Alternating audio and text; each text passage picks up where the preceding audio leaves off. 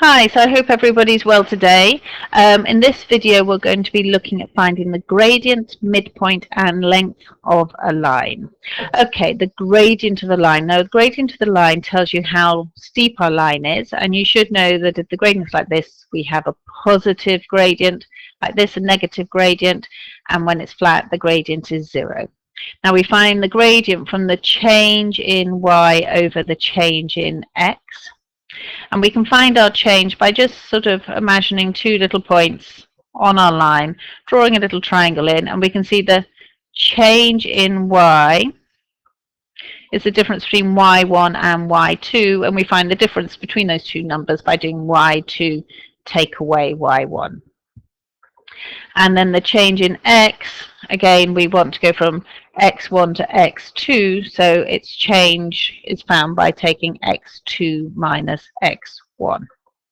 Okay, so here's an example. Find the gradient of the straight line joining the points 1, 1 and 5, 4. And I would always just sketch it out so I can just see what's happening, see whether it is a positive gradient, negative gradient, just to work out what's going on.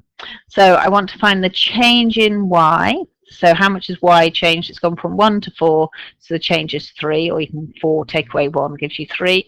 And how much the x has changed? The x has gone from 1 to 5, so it's changed by 4, and so the gradient of the line is 3/4. And this means that for every 4 along, you go up 3.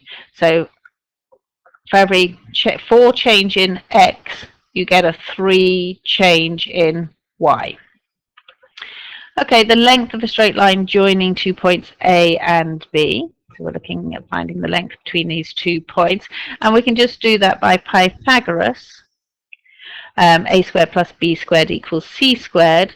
So we can find the 2 lengths of the sides on the right angle triangle by just taking y2 minus y1 and x2 minus x1, and then we square those 2 sides and take the square roots, and that gives me the length of the hypotenuse.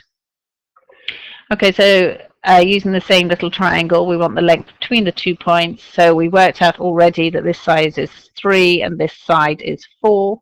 And so this length is going to be the square root of 4 squared plus 3 squared, which when you work it all out gives you 5. And it's worth remembering there's a 3, 4, 5 right angle triangle. So if you know this is 3, you know this is 4, you should know that this is 5.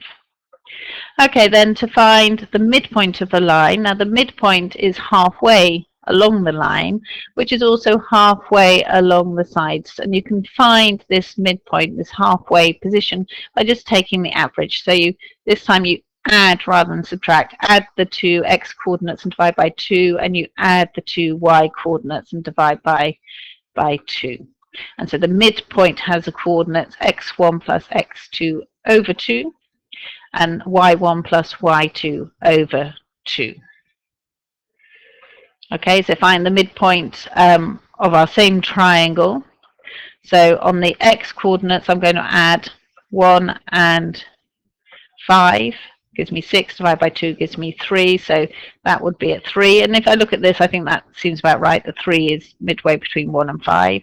And then on the y side, we go between y 1 and 4, so we add them together. 4 plus 1 is 5, divided by 2, and so that's 2.5. So the midpoint of our line is 3, 2.5. So x equals 3, y equals 2.5.